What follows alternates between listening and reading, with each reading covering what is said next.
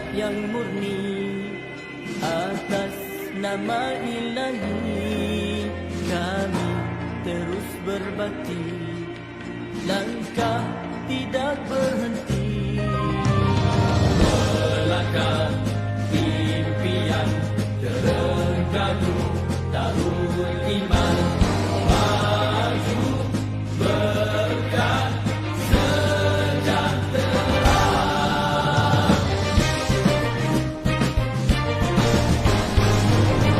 Maju Terengganu, maju di bawah suduhan wahyu, rakyat berdaya saing, kita gerak seiring, tiada yang ketinggalan, kerana adil pengagihan, juga seimbang tumpuan, bersama kita buktikan berkat bumi ini dengan hasil bumi, jangan dikufuri, wajib disyukuri, nikmat untuk semua, rahmat Maha Esa, tegakkan syariatnya, semua bahagia, negeri akan makmur, bertakwa iman, walaupun sejahteralah Darul Iman di bawah naungan Islam dan ihsan. Kebajikan, keadilan, kemajuan, kedamaian dinikmati, diwariskan, dilindungi, dipertahankan. Janji kami untuk semua, maju berkat sejahtera, tekad kami, impian semua, maju berkat sejahtera.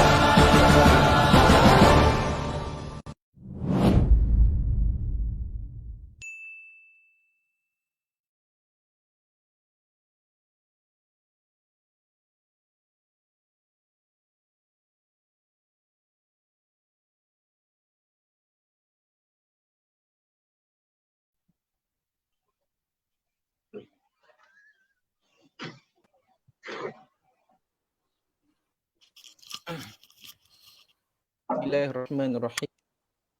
Alhamdulillahirabbil alamin. Wassalatu wassalamu ala asyrafil anbiya'i wal mursalin wa ala alihi wa sahbihi ajma'in. Qala rabbi shrah li sadri wa yassir li amri wahlul 'uqdatam min lisani yafqahu qawli. Jadi alhamdulillah, Pak, sama-sama kita sambung pengajian talaki kitab bersama Al-Fadil Ustaz Abu Usamah pada malam ni. Dan sebelum kita pergi lebih jauh, sama-sama kita buka majlis kita pada malam ni dengan bacaan Ummul Kitab Al-Fatihah.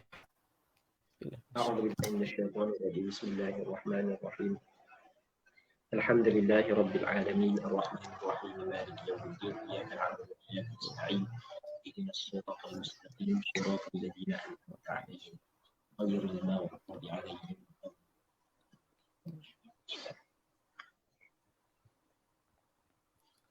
Jadi alhamdulillah kita masih lagi bersama-sama meneruskan pengajian online kita ataupun talaki kitab online, kitab Minhajut Talibin wa Umdatul Muftin karangan Muhyiddin Abi Zakaria Yahya bin Syaraf An-Nawawi bersama dengan Syekh Abu Usamah pada malam ni. Jangan lupa untuk sahabat-sahabat di luar sana yang bersama dengan live kita pada malam ni untuk sama-sama share, like dan follow page Aimik Buloh Gading, Akademi Didik Ulama Amilin Terengganu. Dan kalau boleh nyatakan komen di ruangan komen sama ada suara dan siaran audio dalam keadaan jelas. Boleh nyatakan di ruang komen supaya kalau ada berlaku atau apa-apa kekurangan kita boleh baiki, kita boleh ambil perjalanan. Dan tanpa mengarahkan masa lagi, saya menjemput Al-Fadhil Ustaz untuk menyambung bacaan kitab kita. Falyatafaddal mashkura.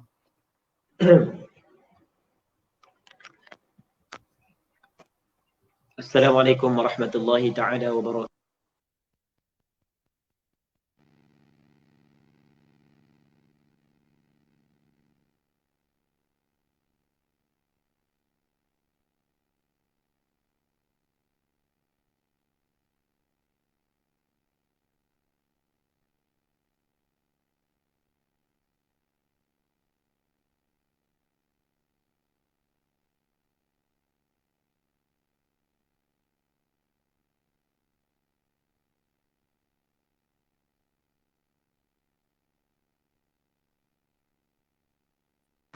Ustaz tak bunyi suara Ustaz?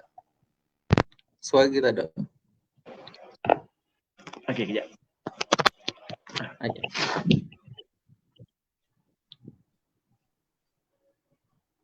Boleh tak? Okey, dengar tak? Dengar? Dengar tak? Okey, dengar tak? Dengar. Boleh? Boleh. Ustaz. Okey, boleh. Dengar tak? Okey, bismillahirrahmanirrahim. Assalamualaikum warahmatullahi taala wabarakatuh. Bismillah wassalatu wassalamu ala Rasulillah wa ala alihi wa sahbihi wa man walah. Allahumma anfa'na bima 'allamtana wa 'allimna ma yanfa'una wa 'allimna ma jahilna wa dhakkirna ma nusina. Allahumma yassir wa la tu'assir, rabbi tammim bil khair. Terima kasih kepada saudara pengerusi majlis. Tidak lupa juga kepada pihak pengajar, muslimin, muslimat, penonton, tuan-tuan dan puan-puan, penuntut-penuntut ilmu, penuntut-penuntut ilmu, para pentalaqi. Semoga semuanya berada dalam rahmat Allah Subhanahu wa taala dan semoga semuanya diberkati oleh Allah Subhanahu wa taala. Jadi insya-Allah kita sambung balik pengajian kitab Minhajul Talibin karangan Imam An-Nawawi rahimahullahu subhanahu wa ta'ala wa nafa'ana Allahu bi'ulumihi fid darain amin. Kita sekarang ni masih lagi dalam bab adab al-khala, iaitu adab ketika mana kita ketika mana kita nak qada hajat. Ketika kita qada hajat, dia ada adab-adab, perkara-perkara yang dituntut oleh agama kita.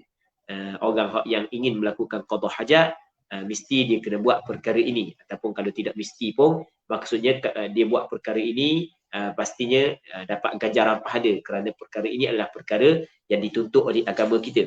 Antaranya adalah wa ya'tamidu jalisan yasarahu. Dia kena i'timad, dia kena bersandar ketika jalisan, ketika dia duduk, yasarahu, kaki kirinya. Maksudnya dia bersandar dengan kaki kirinya. Kita sekarang ni ketika kita qada hajat, kita duduk. Jadi ketika kita qada hajat, kita duduk. Kita ada kaki kanan dan kita ada kaki kiri. Kanan ni adalah anggota yang mulia. Kaki kanan adalah kaki ataupun anggota yang mulia. Maka untuk memuliakan kaki kanan ketika kita qada hajat, maka apa yang disunatkan, sebagaimana yang disebut oleh Imam Nawawi, adalah kita mengangkat kaki kanan dengan cara kita kaki kanan saat itu adalah kita letak jari saja, hak lain kita angkat tinggi. Manakala hak yang kita tekan saat itu, apa tu, kita sandar saat itu adalah kaki kiri. Okey, kita ni kaki kiri, ni kaki kanan. Bagi contoh kan. Jadi kaki kanan kita angkat gitu. Kaki kanan. Kaki kiri kita tekan. Masa kita duduk. Masa berdiri sama juga. Masa berdiri. Sebab dia buat lagu ni kerana untuk memuliakan kaki kanan. Sebab itulah sunat dia i'timad ketika dia duduk di atas kaki kiri. Tapi bukan maksud duduk saja, bahkan berdiri pun sama. Ini disebut dalam beberapa syarah kepada kitab Minhajul Talibin. Muslimin muslimat yang dirahmati oleh Allah Subhanahu wa taala. Setengahnya wala yastaqbilul qiblah. Dan dia tidak menghadap kiblat. Tidak menghadap kiblat, wala yastadbiruha, dan tidak membelakangi kiblat. Jadi tidak menghadap kiblat dan tidak membelakangi kiblat.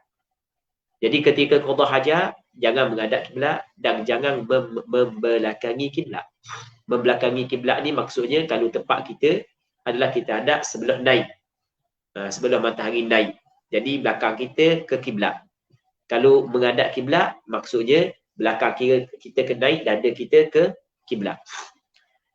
Baik, tidak menghadap kiblat dan tidak membelakanginya kiblat ketika kita qada hajat.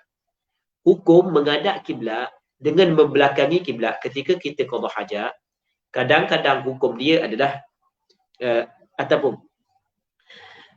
tidak membelakangi kiblat dan tidak menghadap kiblat. Kadang-kadang hukum dia wajib, kadang-kadang hukum dia sunat. Maksudnya wajib tidak membelakangi kiblat dan tidak menghadap kiblat ketika qada hajat. Kadang-kadang wajib, kadang-kadang sunat. Sunat tidak menghadap kiblat dan membelakangi kiblat. Bila kau sunat dan bila kau wajib? Sunat ketika seorang tu qada hajat di tempat yang disediakan untuk qada hajat. Ketika mana dia berada pada tempat yang disediakan untuk qada hajat, maka sunat dia buat lagu tu untuk keluar daripada khilaf. Satu. Ataupun tempat saat itu tidak disediakan untuk qada hajat, tetapi pada di hadapan dia ada penghalang. Dia syarat penghalang kalau dia qada hajat dalam keadaan duduk, mesti ketinggian penghalang saat itu yang ada di hadapan dia ataupun penutup yang ada di hadapan dia mesti ketinggian 2/3 hasta. 2/3 hasta lebih kurang dalam sekaki supaya dapat menutupi kemaluan dia. Lepas tu dia pula mesti kena dekat pada tempat tersebut. Maksudnya dia dengan penutup yang ada di hadapan dia saat itu jangan lebih daripada 3 hasta. Okey, dua. Yang pertama, penutup yang ada di hadapan dia di antara dia dengan kiblat adalah tidak kurang daripada 2/3 hasta. Okey, 1 hasta katakanlah lebih kurang dalam 18 inci. Contoh lebih kurang 1 hasta. Dengan hasta anak Adam ni 1 hasta. 2/3 hasta. Okey, ni kita bagi 3. Jadi 1, 2, 3. Kita bagi 3. Jadi 2/3. Lebih kurang dalam sekaki lah. Lebih kurang dalam sekaki. Jadi yang penting ketinggian penutup saat itu dapat menutupi kemaluan dia ketika dia duduk. Jadi orang nak nampak lah kemaluan dia. Okey. Lepas tu jarak dia dengan penutup tersebut jangan lebih daripada 3 hasta. Jadi tempat dia tidak disediakan untuk qada hajat. Tapi ada penutup di hadapan dia dan dia duduk dekat dengan penutup pun tinggi. Maka ketika tu sunat dia tidak menghadap kiblat dan tidak membelakangi kiblat. Tidak wajib. Hak yang wajibnya adalah wajib tidak menghadap kiblat dan wajib tidak membelakangi kiblat. Bukan menghadap kiblat dan membelakangi kiblat hukum dia adalah haram ketika dia qada hajat di padang dan tidak ada penutup di hadapan dia. Di antara dia dengan kiblat ataupun ada penutup tapi jarak di antara dia dan penutup tersebut lebih daripada 3 hasta ataupun penutup saat ini terendah sangat kurang daripada 2/3 hasta. Okey, itu maksud. Wala yastaqbilul qiblata wala yastadbiruha. Patut dikatanya wa yahrumani bis-suhra dan haram kedua-duanya. Maksudnya haram kedua-duanya kembali kepada istiqbalul qiblah dan istidbar al-qiblah ketika qada hajat bis-suhra di padang. Tapi di padang pun tidak ada penutup di hadapan dia, tidak ada penutup penghalang di hadapan dia. Jadi penghalang tu kena lebar, dia tidak sama dengan penghalang ataupun sutrah sembahyang. Sutrah sembahyang tidak disyaratkan lebar, tapi penutup yang perlu ada di hadapan orang yang nak qada hajat di padang ketika dia nak menghadap kiblat mesti kena lebar biar menutupi kemaluan dia. Jadi itu maksud wa yahrumani bis-suhra. Muslimin muslimat yang dirahmati oleh Allah Subhanahu wa taala. Dalam masalah menghadap kiblat dan membelakangi kiblat, apa hak yang dikira ataupun apa hak yang diiktibar adalah tubuh badan kita. Bukan diiktibar hanya pistol saja. Maksudnya, kalau orang tu dia sembahyang pula dia qada hajat. dada dia ke kanan ataupun dada dia ke kiri. Bukan dada dia ke hadap kiblat, tapi kemaluan dia hadap kiblat. Pada zahirnya hak tu tidak haram. Faham? Jadi kemaluan dia pusing ke kiblat. Hak tu pada zahirnya tidak haram. Satu. Yang keduanya, orang yang qada hajat di padang, tidak ada penghalang di hadapan dia, dada dia kiblat, tapi kemaluan dia pusing ke kanan ataupun ke kiri, pada zahirnya juga hukum dia adalah haram. Sebab dia tepat kiranya adalah dada. Sebab kalau kita tengok orang yang qada hajat besar, kalau kira punggung dia mengeluarkan najis ke bawah, bukan ke kiblat. Walaupun dada dia ada kiblat, tapi tetap hukum dia adalah haram. Jelas tak? Bukan maksudnya, nak ceritanya, dia bukan kira pada kemaluan, tapi kira pada badan, pada tubuh badan. Itu antara benda yang penting, yang perlu kita kena tahu. Katanya wa yab'ud. Dan antara adab qada hajat lagi adalah yab'ud, dia kena jauh daripada mata manusia. Sebab itulah Rasulullah apabila dia qada hajat, dia pergi kepada tempat jauh. Idza dhahabal madhhaba ab'ad. Dalam hadis menyebut Rasulullah apabila dia pergi kepada tempat untuk qada hajat, Rasulullah pergi jauh. Jadi jauh daripada mata manusia. Jauh daripada mata manusia. Kadang mana jauh? Kadang kalau mengeluarkan ketuk. Kalau cakap kita ketuk kuat pun orang nak dengar dah. Ketuk kuat pun orang nak dengar dah. Katanya wayastatiru, dan dia kena bersembunyi. Maksudnya janganlah depan orang, biar orang tak nampak. Bersembunyi daripada mata-mata manusia. Cuma bersembunyi saat itu kadang-kadang pun dia adalah wajib. Wajiblah. Maksudnya mesti kena menutup lah kalau depan orang. Saat ni nak qada hajat saat itu, kalau ada tempat lain tak ada tapi ada orang dalam tu, kita nak qada hajat, maka kena tutup aurat. Tetap kita kena tutup aurat. Pandailah tutup dengan kain ke apa sekali tak kira lah. Baik.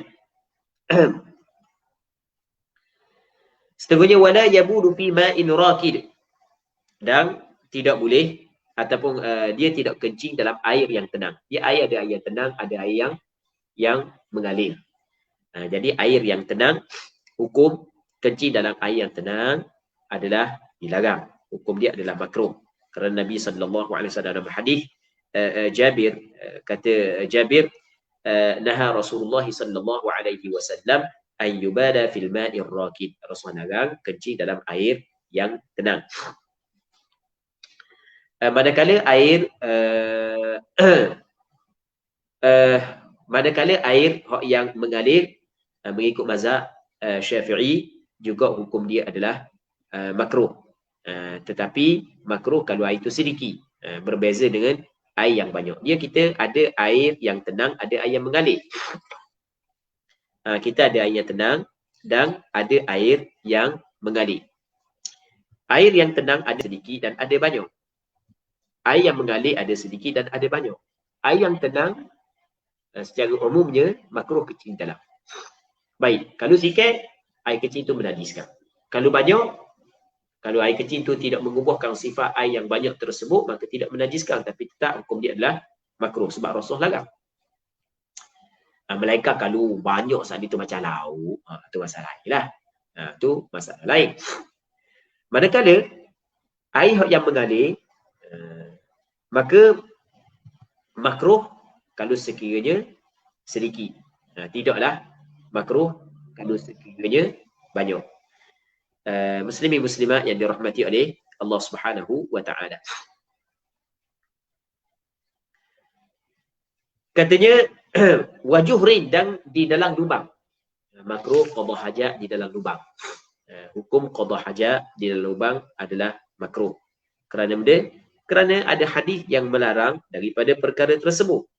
Kata Nabi sallallahu alaihi wasallam, la yabulanna ahadukum fi juhrin. Rasulullah larang kencing, janganlah seorang di kalangan kamu kencing di dalam lubang. Sebab dia dilarang adalah beberapa alasan yang disebut oleh ulama fiqh.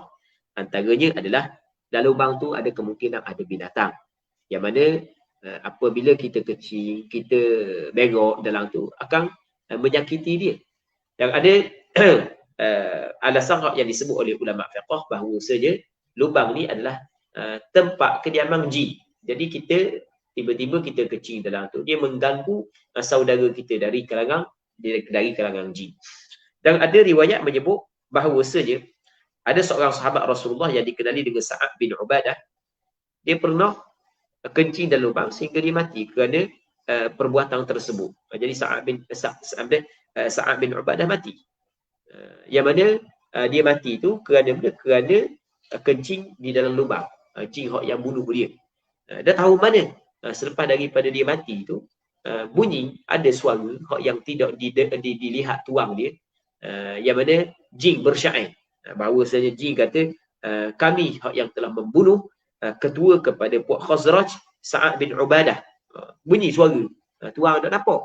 Jadi sebab itulah ramai juga ulama-ulama sejarah menyebut bahawanya Sa'ad bin Ubadah mati kerana dibunuh oleh jin, dan puncanya sebabnya adalah dia kecing dan lubang tempat jin. Wallahu a'lam. Hakikat lagu mana wallahu a'lam. Baik. Cuma masalah kecing dan lubang ni, kecing dan lubang dikecualikan kalau lubang yang disediakan untuk qada hajat. Macam kita ni, kita berak dalam tandas, kecing dalam tandas, kan ada lubang juga. Ataupun dalam bilik air kita kecing dalam kawasan yang lubang tempat pembuangan air itu lubang kan. Dia yang kata dilarang adalah lubang yang bukan kita buat untuk qada hajat. Tapi kalau lubang yang kita buat untuk qada hajat itu tidak menjadi masalah. Itu tidak makruh. Sebab kita yang buat lubang untuk qada hajat itu tidak menjadi masalah.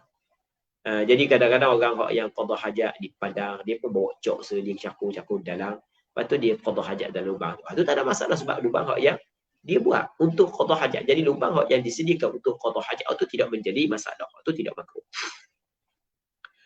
Wa mahabba rihin, dan tempat bertiup angin. Sebab takut mengecik sebulan. Sebab itulah hukum dia makruh. Walaupun ketika tu angin tidak bertiup. Sebab takut kita tengah kecik angin bertiup. Wa mutahaddatsin, dan tempat manusia duk bercakap, duk bersembang. Tempat orang duk buahnya kecil di begok situ, duk kemaki orang. Orang maki gajah rimau, orang kata belaka. Tak boleh buat lagu tu. Wa tariqin, dan di tengah jalan tempat orang lalu kan menyakiti orang kan. Ni hukum dia adalah dilarang.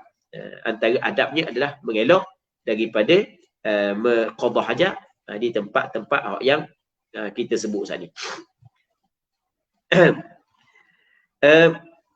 Cuma hukum kencing pada tempat-tempat tersebut menurut ulama fiqh mazhab Imam Syafi'i, sebagaimana yang dinyatakan oleh ramailah ulama-ulama dalam mazhab Imam Syafi'i, bahawasanya hukum dia adalah makruh. Hukum dia adalah makruh. Tetapi kalau kita tengok kepada dalil, nampak pada zahirnya hukum dia adalah haram. Tapi dalam mazhab Imam Syafi'i, yang dijelaskan dalam mazhab Imam Syafi'i, hukum dia adalah makruh. Sebab itulah Imam Nawawi sendiri dikatakan wayam bagi hurmatuhu lil akhbar as-sahihah wa li ida'il muslimin, dan sepatutnya bukan makruh, bukan haram, kerana tengok kepada dalil-dalil yang sahih, dan kerana di sana ada menyakiti orang-orang Islam yang lain. Tetapi kalau jalan pun tidak digunakan oleh orang, bukan orang lalu, maka itu tidaklah makruh. Yang makruh ni jalan yang masih lagi digunakan oleh orang. Wa tahta musmiratin, dan di bawah pokok yang berbuah. Di bawah pokok yang berbuah. Bahkan mengikut mazhab Imam Syafi'i, walaupun sekarang ni pokok tu walaupun bukan waktu berbuah sekalipun makruh, melainkan kalau sekiranya bukan pada waktu berbuah, hujan lebat, yang mana apabila turun hujan akan menghilangkan najis yang berada di situ, maka barulah tidak makruh. Okey, boleh faham. Jadi ketika buah ada makruh lah. Aku jatuh atas buah kan jadi benda orang pun tak lalu nak makan buah. Tapi kalau tidak berbuah pun tak boleh juga, takut kekal di situ sampai ke tubik buah pun kena juga buah. Melainkan kalau sekiranya pada tempat tu hujan tu sama macam tempat kita kan. Jadi kalau musim tak ada buah durian, dia pergi qada hajat situ, nanti sampai musim buah durian berapa kali hujan akan hilang dah benda tu, maka tak ada masalah lah, tidak makruh. Wala yatakallam, dan tidak bercakap-cakap. Ni di antara adabnya. Hukum bercakap-cakap ketika qada hajat adalah makruh. Wala yastanji bima'in fi majlisih, dan dia tidak beristinja dengan air pada tempat duduknya. Ketika dia qada hajat adalah tempat hak yang dia qada hajat. Lepas tu lepas daripada selesai qada hajat dia beristinja. Hak sebaiknya adalah dia saat itu beristinja pada tempat yang lain. Hak yang kata adab, antara adab qada hajat adalah tidak beristinja dengan air pada tempat duduknya. Tapi kalau dengan batu tak ada masalah. Dengan air ni. Tempat takut mengecik semula kan kalau kita guna air. Ni pada tempat yang bukanlah disediakan untuk qada hajat. Tapi kalau tempat yang disediakan untuk qada hajat, maka itu tidak menjadi masalah, tidak makruh. Contoh kita kata dalam tandas, kita qada hajat situ, lepas tu kita pun buka air, kita istinja di situ, itu tidak menjadi masalah. Sebab dia bukan tempat yang disediakan untuk tempat dia adalah tempat yang disediakan untuk qada hajat. Yang kata yang adab qada hajat adalah tidak beristinja dengan air pada tempat duduknya adalah tempat tu bukan disediakan untuk qada hajat. Jadi lepas qada hajat pergi kepada tempat lain. Kalau dengan batu tak ada masalah. Ni kira dengan air. Nampak kan? Baik. Tu antara adab yang perlu dijaga oleh orang yang qada hajat. Wa yastabri'u minal baul, dan kena istibra'. Istibra' ni maksudnya memastikan habis dah daripada air kecil. Memang tak ada dah air kecil. Hukum dia sunat. Hukum dia adalah sunat. Kalau orang tu yakin ada lagi air kecil, tu kena berapilah. Sekarang ni pada nampak dia macam tak ada dah. Tapi hak comelnya istibra' dulu. Istibra' dengan berdahan ke, dengan melangkah 3 kali ke. Tapi hukum dia sunat, bukan wajib. Dalam mazhab Imam Syafi'i istibra' hukum dia sunat, bukan wajib. Kalau dia yakin ada air kecil, tu wajib lah kena rapi dulu air kecil. Ada lagi air kecil, tengok ada lagi nak tumbik lagi, pakai bangu dah, pakai akak seluar dah, pakai basuh dah, tu dah jadi. Hak ni berhenti dah. Tapi dan mungkin ada lagi saki baki, maka sunat istibra'. Kita tidak yakin ada saki baki, sunat kita istibra'. Tapi dalam masalah istibra' ni jangan berlebih-lebihan. Jangan nebeng. Sebab kalau nebeng takut membawa kepada benda waswah. Jangan nebeng. Baik. Wa yaqulu 'inda dukhulihi, dan dia berkata ketika masuk tandas, dia kata mana bismillah Allahumma inni. Ketika masuk ni, ketika nak masuk, bukan ketika duduk dalam tandas. Sebab dalam tandas makruh kita menyebut nama Allah Subhanahu wa taala. Ketika nak masuk, 'inda dukhulihi ay 'inda iradati dukhulihi, ketika nak masuk. Jadi kalau misalnya kalau tandas kita hak yang berpintu, maksudnya sampai ke pintu sana itu, kita bacalah sebelum daripada kita masuk dalam. Nampak kan? Kalau kita nak qada hajat di padang, masa sampai kita duduk, sebab tak ada najis, tak ada masalah lagi. Kita duduk, kita kat kain duduk, baca lah bismillah Allahumma inni a'udzubika minal khubuthi wal khaba'ith. Ataupun sebelum duduk sikit, baca bismillah Allahumma inni a'udzubika minal khubuthi wal khaba'ith. Kalau dah ingat masa nak masuk saat ni tu dah ingat nak baca, maka kata ulama sunat baca, tapi baca dalam hati. Jangan baca dengan mulut lah, sebab tandas ataupun tempat kita qada hajat ada najis di situ, tidak sesuai kita sebut nama Allah Subhanahu wa taala yang Maha Suci. Apa makna bismillah dengan nama Allah? Allahumma ya Allah, inni, sesungguhnya aku, a'udzubika, aku berlindung dengan engkau ya Allah, minal khubuthi, daripada syaitan jantan, wal khaba'ith, dan syaitan betina. Hal ini disebut dalam hadis. Sunat baca doa ni kerana di sana ada hadis yang menyebut doa ni.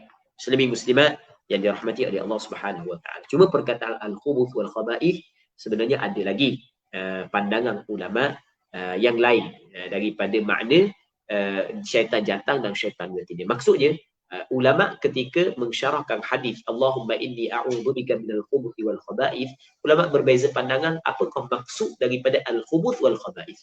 Yang masyhurnya, yang kita biasa dengar adalah al-khubuth wal khaba'ith adalah syaitan jantan dan syaitan betina. Wa 'inda khuruji, dan ketika keluarnya, ketika keluar daripada tandas, sunat dia baca benda?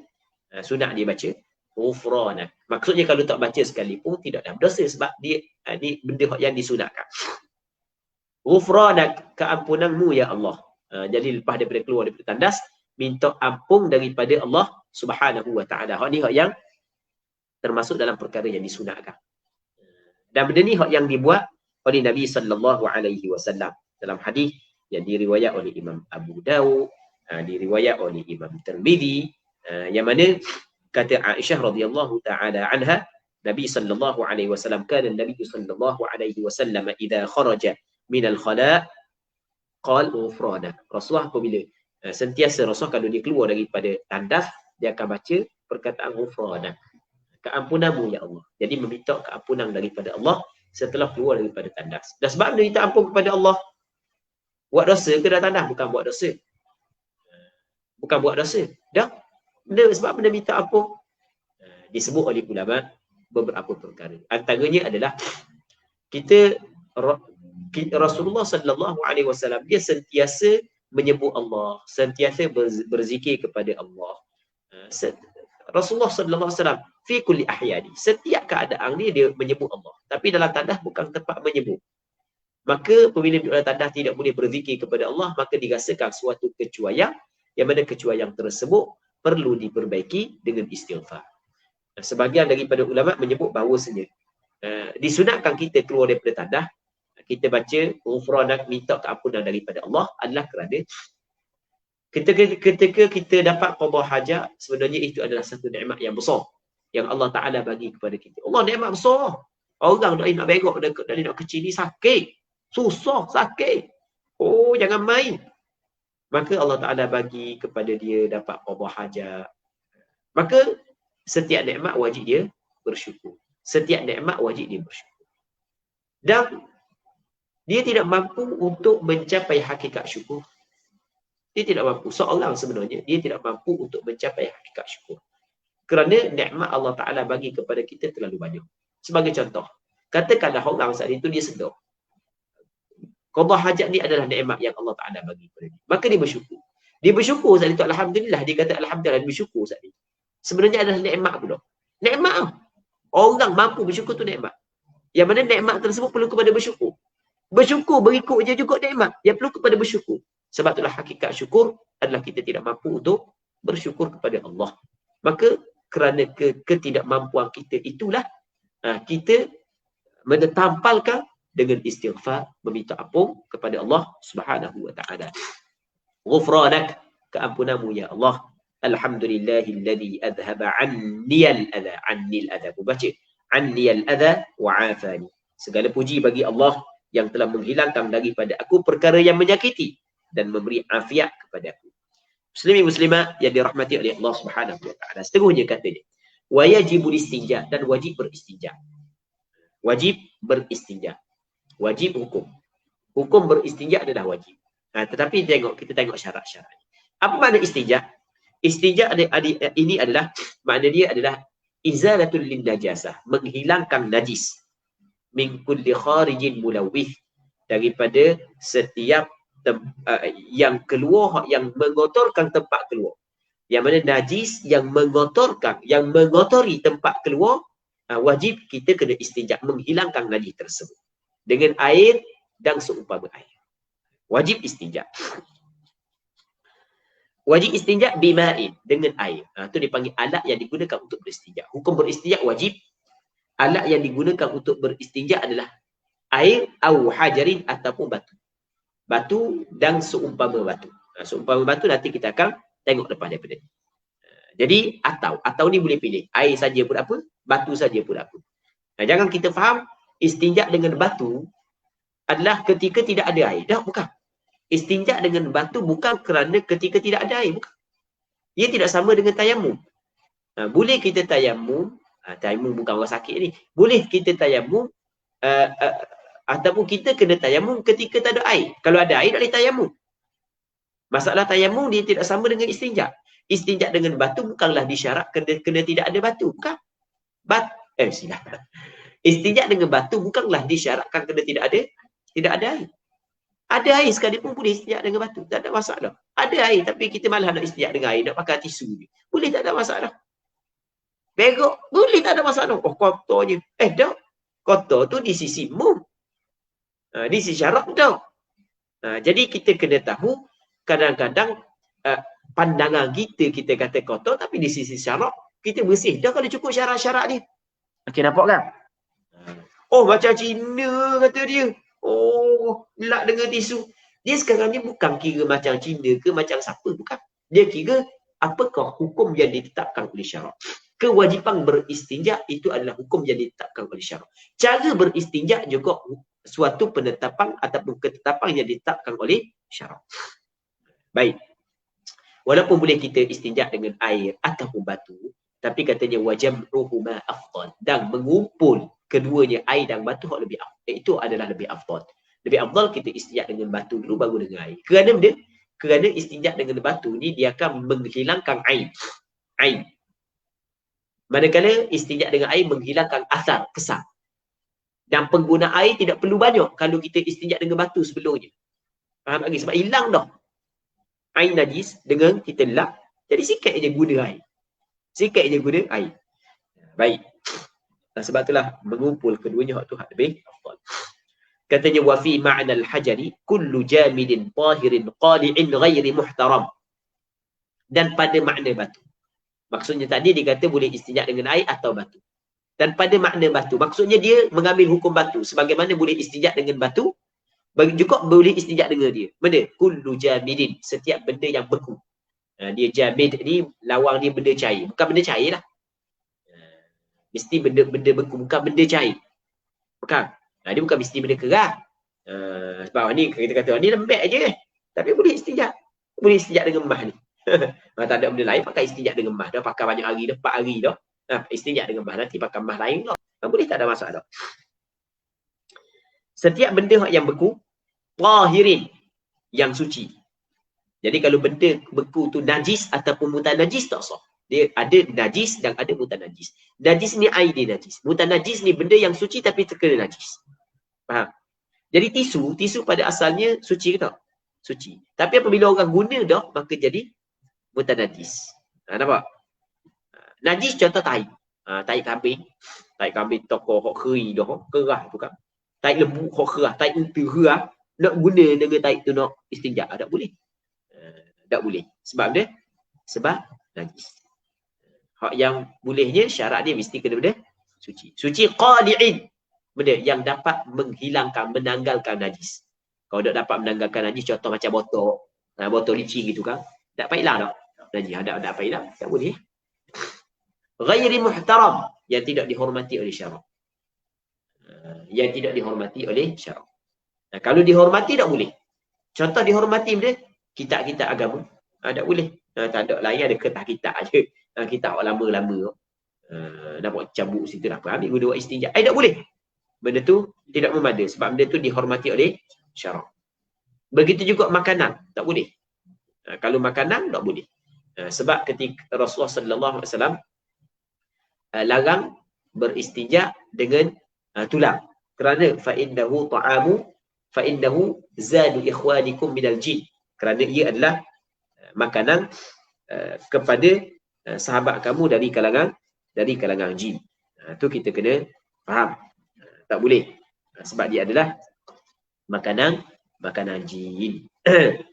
Rasul laranglah. Dalam tu disebut dalam hadis yang diriwayatkan oleh Imam Muslim. Rasul larang istinja dengan tulang kerana fa innahu zadu ikhwanukum. Zadu ikhwanikum. Ia adalah makanan sahabat kamu dari kalangan jin. Jadi kalau makanan jin tak boleh, maka makanan manusia lebih aula lagi. Nak istinja dengan roti. Orang tengok air, warna jeng benda kuning gini rupanya buat istinja tak boleh. Tidak memadai. Maksudnya tidak memadai, kalau guna kok masih lagi tidak dikirakan suci. Wajildin dubira duna ghairihi fil adhhar, dan kulit yang telah disamuk. Kulit yang telah disamuk. Maksud benda disamuk dihilangkan perkara yang boleh merosakkan kulit. Duna ghairihi, tidak selain daripadanya kulit yang disamuk. Kalau kulit yang belum disamuk tak boleh. Jadi kulit yang disamuk boleh fil adhhar. Okey, gini. Kita binatang ni terbagi kepada dua. Yang pertamanya binatang yang mati dengan sembelihan syar'i. Yang keduanya binatang yang mati tanpa sembelihan syar'i. Binatang yang mati dengan sembelihan syar'i, maka kulit dia saat itu hukum dia suci. Bukan najis. Kulit hukum dia benda suci. Okey, nampak kan? Tapi sebelum daripada disabuk, kulit saat itu dia mengambil hukum makanan. Faham? Dia mengambil hukum dia makanan. Kulit orang makan sebenarnya. Kita dok makan tu nombor 2. Tapi dia termasuk dalam makanan. Maka tidak boleh kita guna makanan untuk benda istinja. Kerana makanan ni adalah benda yang muhtaram, yang dihormati oleh syarak. Dia faham? Tapi kulit binatang hak yang disembelih selepas daripada kita samuk, kita buang ke kotoran, maka dia bertukar daripada makanan kepada pakaian. Maksudnya kulit itu kita boleh buat pakaian. Sebab kita buang dah benda yang dapat merosakkan kulit. Maka apabila dia bertukar kepada pakaian, maka ketika itu boleh kita guna untuk beristinja. Sebab itulah dia buat bagi kulit yang disamuk. Faham? Kalau kulit yang belum disamuk, kalau daripada binatang yang disembelih, maka dia termasuk dalam makanan, maka tidak boleh kita istinja dengan dia kerana menghormati makanan. Faham tak lagi? Benda yang dihormati oleh syarak tidak boleh. Nah, kalau dia daripada kulit bangkai sebelum daripada samuk, hukum dia adalah najis. Nah, tidak memadai kita istinja dengan benda yang najis. Ingat tak tadi? Habis. Dalam masalah beristinja dengan batu dan seumpamanya dia ada syarat yang perlu dipenuhi. Kalau tidak cukup syarat ni maka tidak memadai. Syaratnya katanya wasyartul hajari alla yajiffan najis. Syarat batu mesti, syarat batu maksudnya syarat beristinja dengan batu, syarat beristinja ataupun syarat kita nak guna batu dalam beristinja dan seumpama batu mesti tidak kering najis. Maksud dia tidak kering? Tidak kering ni adalah kalau kita sapat kering gini, kalau kita ambil batu, kita ronyoh saat ni ataupun kita lomor saat ni tu, kita lesek saat ni tu tak hilang. Bila tak hilang, maka tidak memadai dah. Mesti dengan air. Nah, tapi kalau kering, tapi kalau kita guna batu masih lagi hilang. Itu tak ada masalah boleh. Itu maksud kering. Kering ni, najis tersebut, yang dimaksud kering ni, kalau guna batu dah hilang dah. Faham? Tepek situ lah kering. Nah, maka ketika tu mesti kena guna air. Tak memadai dah batu. Nah, batu ni nak menghilangkan zat najis. Dan kalau kering sampai kena nak hilang dah, maka tak dapat dah guna batu.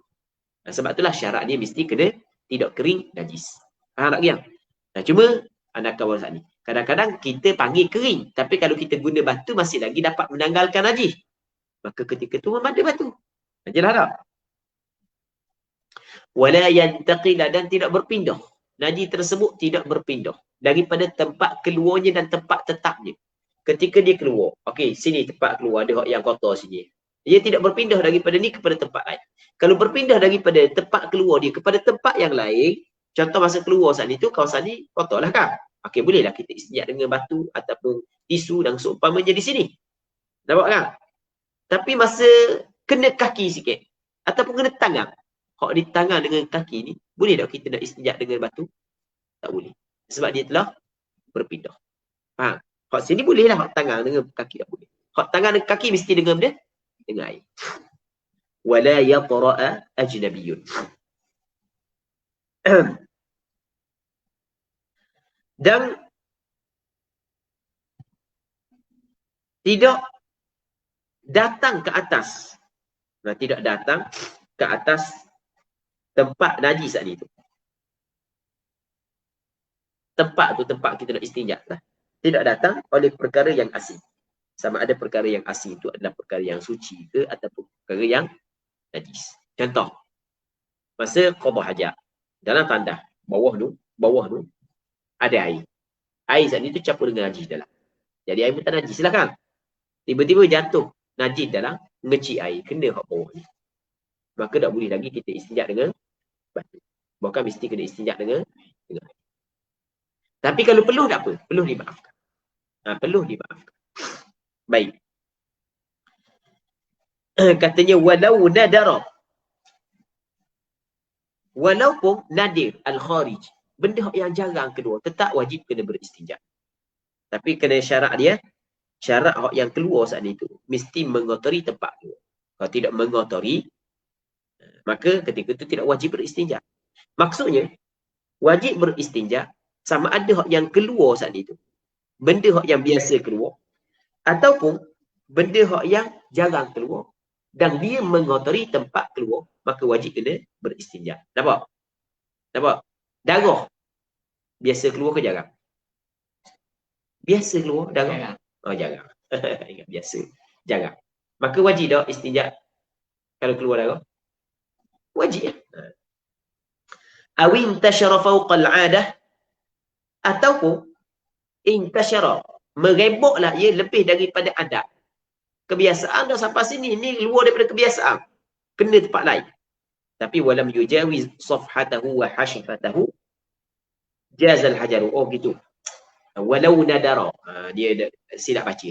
Walau nadara, dan jikalau jarang. Maksudnya bukan hak yang biasa. Benda yang keluar ni. Jarang keluar benda ni. Nadara al-kharij. Contoh seperti darah. Umpamanya. Awin tasyara, ataupun mereboklah ia al-kharij, benda yang keluar, najis yang keluar, fauqal adah, lebih daripada adat. Biasanya kalau kecil, sini je kotor. Ni sampai kena atas ni, atas pandai pun kena juga. Sebagai contoh kan. Tu dipanggil tersebar lebih daripada adat. Tetapi walam yujawiz safhatahu, tetapi tidak melampaui, tidak melepasi safhahnya. Safhah ni adalah tempat hak yang bertemu di antara dua punggung ketika kita berdiri. Ni monggai kita dua ni. Kalau kita duduk, kita akan rapat itu. Kalau kita berdiri, rapat-rapat kan. Kalau kita duduk, buka. Tempat hak yang bertemu ni, hak yang bertemu ni, ketika kita berdiri tu dia dinamakan safah.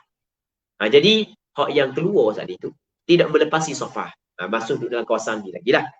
Walaupun melebihi daripada kadar adat, tapi masih duduk dalam kawasan tu. Wa hasyafatahu, dan hasyafahnya kepada zakahnya. Jadi memang lebih daripada kadar adat. Adat sini je lubang ni je basuh je. Tapi sampai ke atas ni warna tak tahu. Warna tahu masa tubik tu dia tahan sangat. Ambil kena sini. Tapi tidak melepasi pun kepala zakah.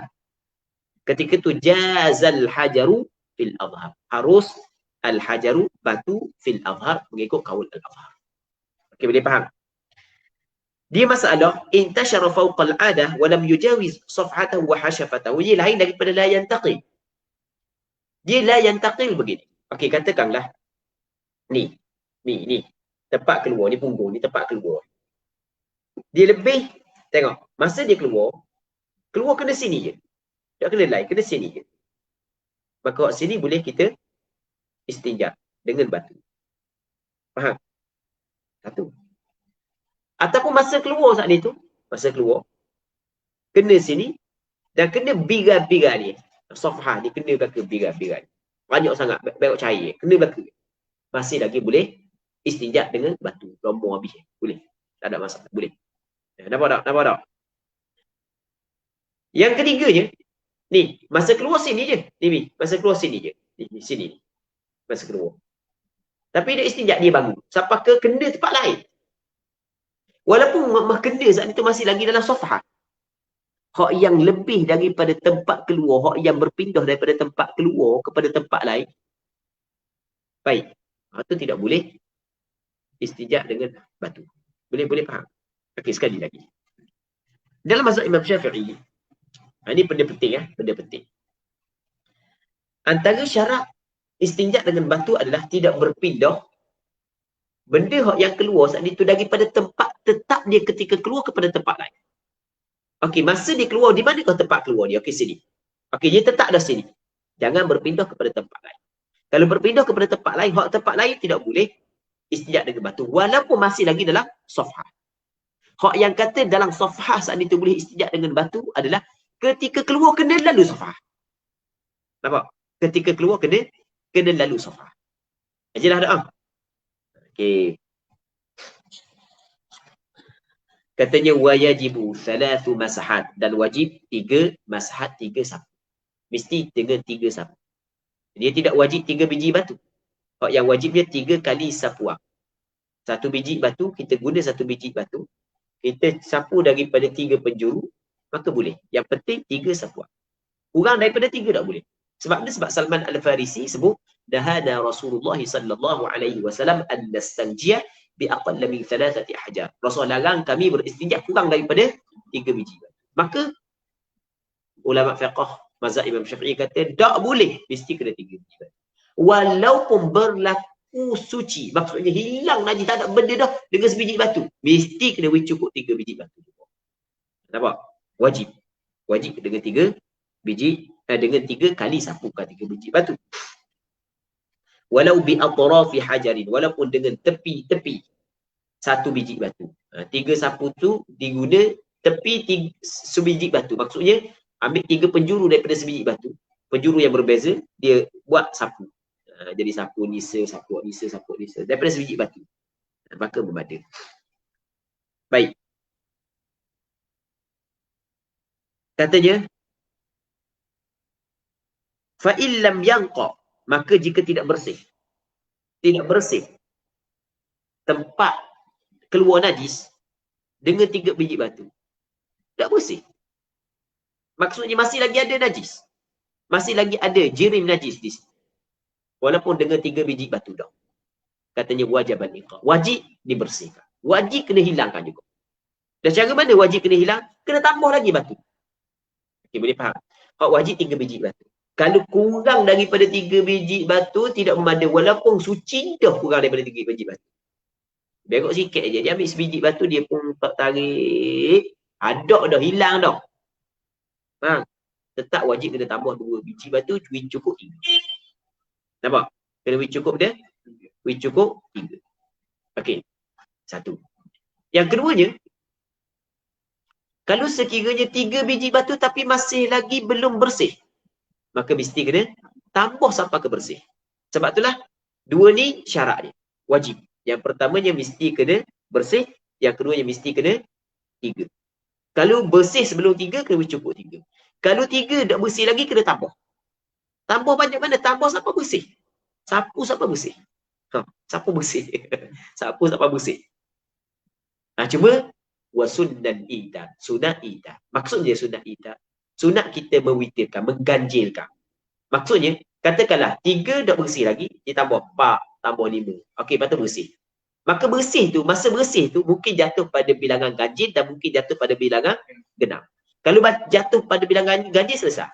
Kalau jatuh pada bilangan genap, contoh 6, contoh 8, maka sunat tambah selagi. Cukup ganjil. Sebab innallaha witrun yuhibbu al-witra. Allah Ta'ala ganjil dan disuka kepada bilangan yang ganjil. Wa kullu hajarin li kulli mahallihi. Dan setiap batu bagi setiap tempatnya, tempat najis tadi. Maksudnya setiap kali sapu saat ni tu kena belaka. Kena belaka. Dia wa kullu hajarin li kulli mahallihi ni, dia atas mana? Dia boleh atas nampak pada zahir. Boleh nampak pada zahir atas pada standar masahat. Dan nampak boleh juga atas pada al-itab. Kalau kita atas pada salatu masahat, bermakna setiap biji batu mesti kena rata belaka masa sapu. Okey, ni katakanlah tempat keluar. Sebiji batu ataupun ni, biar kena belaka. Dia kena belaka. Jadi kalau kita buat copeng sini, ada membalik. Mesti kena belaka. Adakah syarat mesti kena belaka sekali sapu? Itu berlaku khilaf. Sebahagian daripada ulama mazhab Imam Syafi'i, sebahagian daripada ulama mutaakhirin mazhab Imam Syafi'i mengatakan setiap biji batu mesti kena rata. Setiap biji. Tapi ada pandangan yang kedua kata tak. Tak rata pun apa. Okey, boleh faham kan? Masalah ni ada khilaf. Kalau nak tengok dalam kitab Musyrul Karim, syarah kepada Muqaddimah Al-Hadramiyah disebut masalah ni. Baik. Wa qila, dan kata qil, yuwazza'na li janibaihi wal wasat. Maksud dia dibahagikan bagi 2 sudut je. 2 sudut. Dan bagi tempat tersebut dah tengok. Maksud dia 2 sudut. Gini. Kalau atas pandangan yang kata tak wajib, gini je. Ambil alik kanan. Ambil alik kanan. Lepas tu ambil alik kiri. Lepas tu ambil kau tengah-tengah. Ambil alik kanan dulu. Ambil alik kiri. Kalau atas pandangan yang kata wajib meratai, buat gini. Okay, ni ambil alik kanan tu. Pusing gini gitu. Lepas tu ambil alik kiri. Pusing gitu. Lepas tu ambil tengah. Faham? Sebab meratai saat itu ada pandangan yang mengatakan wajib, ada pandangan yang mengatakan sunat sahaja. Okay, sebaik-baiknya meratakan setiap kali sapuan. Dan kita nak tahu ada suci, agak-agak. Agak-agak dah. Tak ada dah. Agak-agak. Faham tak mi agak-agak mi? Bukan mesti kena benda. Kena ambil cermin suluh kat bawah. Faham? Kalau misalnya benda buang air kecil tu nampak lah. Tapi kalau benda qada hajat besar, nak nampak wadah, nak tungging wadah. Bukan mesti kena bawa headset, selfie. Nak tengok, bukan tak mesti. Tak mesti buat gitu. Agak-agak saja. Katanya wa yusannu listinja'u bi yasari. Sunat beristinja dengan tangan kiri. Hukum istinja dengan tangan kanan adalah tak comel. Makruh. Sunat istinja dengan tangan kiri. Kerana kata Salman Al-Farisi, nahana Rasulullah sallallahu alaihi wasallam an nastanjiya bil yamin. Hadis diriwayat oleh Imam Muslim dalam kitab sahihnya. Rasulullah sallallahu alaihi wasallam melarang kami beristinja dengan tangan kanan. Jadi kena istinja dengan tangan kiri. Sunat dengan tangan kiri, dengan tangan kanan hukum dia benda makruh. Haram tak? Jawab. Wala istinja'a lidudin wa ba'arin bila lauthin fil adhar. Dan tidak ada istinja kerana ulat. Dan tahi, ba'ar ni tahi lah, tanpa mengotori tempat keluar. Dia tidak mengotori tempat keluar. Maksudnya tak kerah, ketung. Tak beragak sebelah. Ketung, tak ada benda pun. Maka tak ada istinja. Maksudnya tak ada istinja, tidak wajib istinja. Maksudnya kewajipan istinja ketika benda yang keluar saat itu mengotori tempat keluar. Kalau dia tidak mengotori tempat keluar kerana benda yang keluar saat itu benda kerah, benda beku bagi contoh, maka ia tidak wajib istinja. Faham tak dia? Muslimin muslimat yang dirahmati oleh Allah Subhanahu wa taala. Okey, kita masuk dalam bab baru pula iaitu babul wudu, bab pada menyatakan wudu. Okey. Bab wudu ni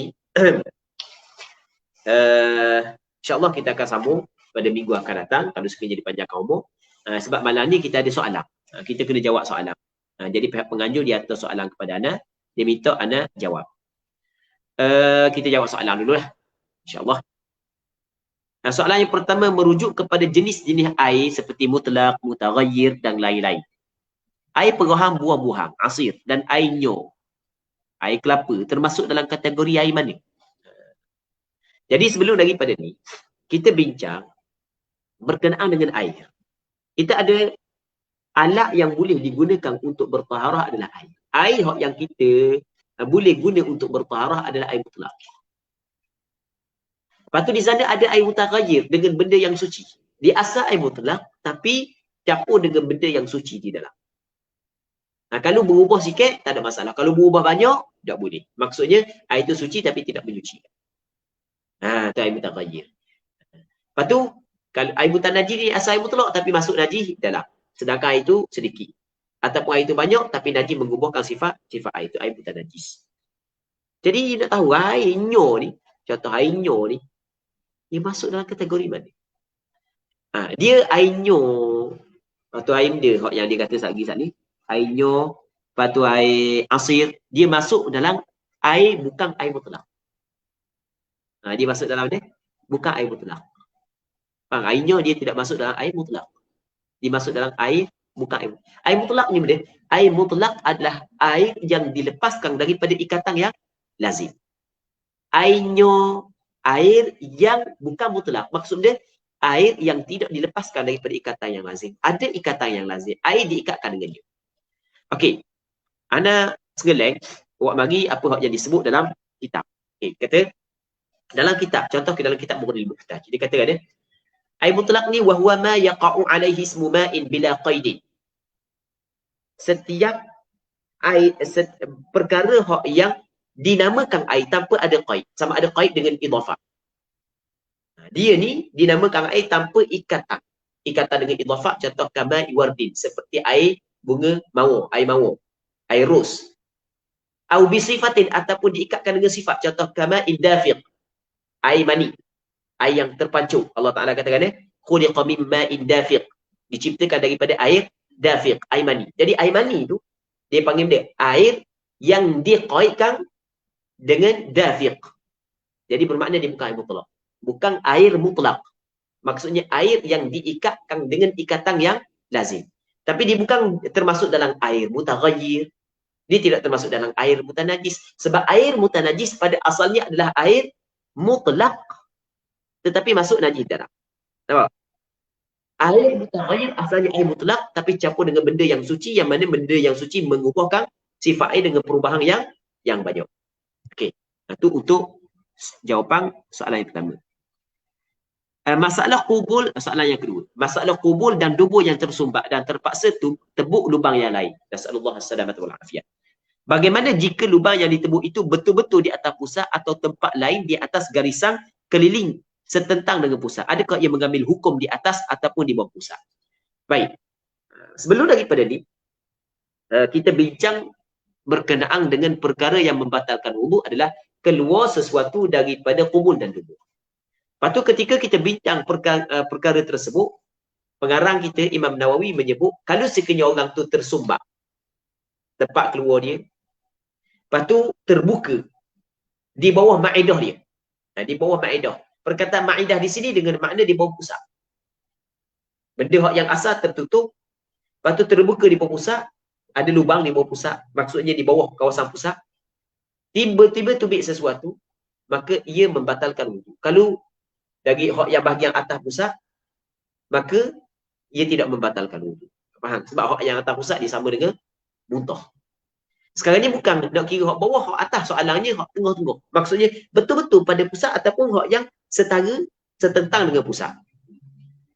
Sebenarnya hak soalan ni, sebenarnya tengok soalan ni macam orang hak yang belajar dah ditanya orang yang belajar dah. Benda ni sebenarnya disebut secara jelas dalam kitab syarah-syarah. Anas ngeleng buat bagi, Ana tulis ataupun Ana copy ataupun ambil daripada kitab yang menjawab permasalahan ni. Dalam kitab Mughnil Muhtaj, dia kata lagu mana? Ketika dia mensyarah perkataan Imam Nawawi dalam ketika Imam Nawawi menjelaskan perbahasan ni, kata dia awing fataha fauqaha ataupun terbuka di atasnya. Di atasnya ay al-ma'idah. Katanya yang dimaksud di atas ma'idah di sini adalah fauqa tahtal ma'idah ataupun fauqa tahtil ma'idah. Maksudnya di atas, di bawah pusat. Maksudnya di atas, di bawah pusat. Okey, bahagian atas di bawah pusat. Okey, mana bawah pusat? Bahagian atas bawah ni. Perkataan bahagian atas daripada bawah pusat maksudnya adalah hatta tadkhulahiyah, supaya masuk pusat tu sendiri. Bi anin fataha fi surrati, terbuka ada lubang pada pusat, au bi muhadhiha ataupun kawasan yang bertentangan dengan pusat. Okey, boleh faham? Nampak kan? Ketika tu kata dia, sedangkan lubang yang asal tersumbat, tiba-tiba tubik benda najis melalui lubang yang betul-betul duduk di pusat, fala yanqudul khariju minhu fil adhar. Dia tidak batal wuduk. Jadi kalau keluar daripada betul-betul pusat tak batal wuduk. Yang batal hak yang di bawah dia. Atas tak batal, bawah dia tak batal, betul-betul dia pun tak batal juga. Tapi dengan syarat untuk lubang asal, kalau lubang asal tersumbat tu masalah lain lah. Cuma kalau keluar lubang asal tersumbat, lubang asal tersumbat. Lepas tu kalau keluar di bawah bahagian pusat, pusat atau di bawah dia, keluar daripada lubang di situ, maka batal wuduk. Atas daripada pusat, batal wuduk. Bertentangan pusat, silap. Kalau keluar daripada bawah pusat, batal wuduk. Kalau keluar daripada atas, tak batal sebab sama dengan muntah. Kalau daripada pusat sendiri pun, tak batal. Lepas tu disebut secara jelas dalam beberapa kitab, antaranya dalam kitab Mughnil Muhtaj. Soalan berikutnya, Ustaz menjelaskan bahawa harus membawa Al-Quran bersama barangan lain dalam beg dengan syarat niat bawa barangan tersebut, bukan niat bawa Al-Quran. Persoalannya, bagaimana kalau niat bawa kedua-duanya, Al-Quran dan barangan? Niat belaka. Jadi, dia letak barang dalam beg, lepas tu dia letak Quran. Jadi, dia kosak nak bawa barang tu sekali dengan Quran. Nak pergi ngaji Quran dan nak pergi ngaji kitab. Ada belaka dalam. Sedangkan dia tak ada ismayah, dia bawa. Apakah hukum? Boleh ke tak? Kalau niat bawa Quran saja, haram. Tak boleh dalam mazhab Imam Syafi'i. Baik. Kalau tak niat benda, tak ada masalah. Sekarang ni, niat belaka, nak bawa belaka dua. Apakah hukum? Okey. Anda awak mari daripada kitab Bushrul Karim, syarah kepada Muqaddimat Al-Hadramiyah. Dia katakan ni, wa yahillu hamluhu fi ay ma'a amti'ah, dan halal ni harus menanggung Al-Quran mushaf di dalam, maksudnya bersama dengan mata benda. Baik. Kalau banyaklah mata benda, au mata'in, ataupun satu mata benda, wa in saghura jiddan, walaupun kecil mata benda tersebut. In qasadal mata'a wahdah, kalau dia qasak bawa benda tu saja, maksudnya tak qasak bawa Quran. Wa kadza in qasadahuma, sama juga kalau dia qasak belaka kedua, maksudnya tetap hukum dia adalah halal. Dia qasak bawa mata benda sekali, bawa qasak bawa Al-Quran. kata dia halal. Tapi khilafan lituhfah, berbeza dengan apa yang disebut oleh Imam Ibn Hajar Al-Haytami dalam kitab Tuhfah. Dalam kitab Tuhfah dia kata tak boleh. Jadi maksudnya dalam mazhab Imam Syafi'i dalam masalah ni berlaku khilaf. Ada kata boleh, ada kata tak boleh. Wallahu a'lam. Tetapi kalau qasak mushaf saja, itu jelas hukumnya adalah haram. Soalan yang keempat, okey kita jawab soalan ni dah sekali. Lepas tu yang lepas yang akan datang, insya-Allah kita sambung, kita jawab pada minggu akan datang insya-Allah. Soalan yang keempat. Perkataan syok di sisi ulama fiqh tidak semestinya 50-50. Jika berat kepada salah satu tetapi tidak sampai kepada tahap yakin, maka ia masih dikira syok. Kalau macam tu apakah perbezaannya dengan zon? Okey gini. Yang pertama kita kena faham bahawasanya zon dengan syak mengikut istilah ulama usuluddin dengan ulama usulul fiqh berbeza. Syak adalah ni mengikut ulama usul fiqh. Syak ni adalah tasawi tarafain, sama dua sudut. Maksudnya daripada sudut ya pun 50, daripada sudut dok pun 50. Maksudnya sama dua sudut. 50-50 tu dipanggil syak. Ni mengikut pandangan ulama usul fiqh, sama juga dengan ulama usuluddin. Manakala dhan mengikut ulama usuluddin adalah at-tarafur rajih, sudut yang kuat. Tu sudut yang kuat, maksudnya lebih daripada 50%, tu dia panggil dhan. Tu mengikut pandangan ulama usul fiqh. Okey, boleh faham. Tetapi mengikut ulama fiqh, syak ni bukan mesti 50-50. Maksudnya penggunaan dalam fiqh, dhan kadang-kadang digunakan dengan makna syak. Dan kalau gitu, apakah perbezaan antara syak dengan dhan? Okay, dengar boleh. Sebenarnya, mengikut lurah, penggunaan bahasa syak dengan dhan tak ada perbezaan. Sama je syak dengan dhan. Dalam kitab Al-Anjum Az-Zahirat, dikata lagu mana? Wa hadha fi istilahi ahli hadzal fan. Ni syak makna dia 50-50, dhan kuat. Hak ni adalah mengikut istilah ulama usul fiqh. Wa illa fa fil lughati la farqa baina adh-dhanni wasy-syak. Pada lughah tidak ada perbezaan di antara dhan dan syak. Wa bihi qala al-Khalil ibn Ahmad al-Farahidi. Dan benda ni disebut oleh Imam Khalil bin Ahmad al-Farahidi. Baik, seorang ulama yang besar dalam ilmu bahasa Arab. Baik, muslimin muslimat yang dirahmati oleh Allah Subhanahu wa taala. Cuma kadang-kadang dhan ataupun kuat sangkaan yang kuat dalam fiqh digunakan pada tempat yakin. Dalam Quran kadang-kadang dhan dengan makna yakin. Sebagai contoh, Allahu Rabbi. Mari contoh. Jadi pendek kata, dalam penggunaan bahasa lughah, pada penggunaan lughah, dhan dengan syak ada sama. Jadi apa yang digunakan oleh ulama fiqh berbeza dengan apa yang digunakan oleh ulama usul fiqh. Tapi bukan kadang-kadang ada juga tempat perbezaan yang digunakan oleh ulama fiqh. Cuma kebiasaan begitulah. Syak ni dia bukan khusus untuk syak saja, bukan merangkumi dhan, mengikut istilah ulama usul fiqh apa yang digunakan oleh ulama fiqh. Wallahu a'lam. Jadi untuk malam ni kita berhenti sini dulu. InsyaAllah kita sambung pada minggu-minggu akan datang pula, sekiranya dipanjangkan umur, dan kita berdoa kepada Allah agar pengajian kita pada malam ni diberkati oleh Allah Subhanahu wa taala, dan agar Allah Taala mengurniakan kepada kita keikhlasan pada perkataan dan perbuatan kita. Wallahu Subhanahu wa taala a'lam wa a'lam. Sallallahu ala sayyidina Muhammad wa ala alihi wa sahbihi ajma'in. Walhamdulillahirabbil alamin. Terima kasih kepada Al-Fadhil Ustaz Abu Samah atas bacaan kitab pada malam ni. Dan alhamdulillah kita selesai bacaan kitab siri yang ke-8 pada malam ni, dan insya-Allah untuk siri yang seterusnya kita sambung pada minggu hadapan. Sebab esok Ustaz ada masyaqqah lain, dan saya ada beberapa perkara untuk disebutkan sebelum untuk iklan ataupun maklumat. Yang pertama, kuliah online bulan penghayatan ibadah solat. Kuliah online bulan penghayatan ibadah solat minggu ketiga boleh saksikan di page Akademi Didik Ulama Amili. sempena bulan penghayatan ibadah solat dan kempen Jom Solat Berjemaah yang dianjurkan oleh Kerajaan Negeri Terengganu. Yang kedua, talaki kitab bulan penghayatan ibadah solat, kitab Muniatul Musalli karangan Syekh Daud Abdullah Al-Fatani yang disampaikan oleh Al-Fadil Tuan Guru Ustaz Haji Muhammad Suhaimi bin Tuan Guru Haji Daud Al-Khalidi. Setiap hari juga kita buat. Ini minggu yang ketiga dah. Pada pukul 2.30 petang hingga 3.30 petang. Dan seterusnya majlis bersama dengan Murabbi Nusantara Jelajah Ta'lim bersama dengan Tuan Guru Syekh Muhammad Nuruddin Marbu Al-Banjari Al-Makki.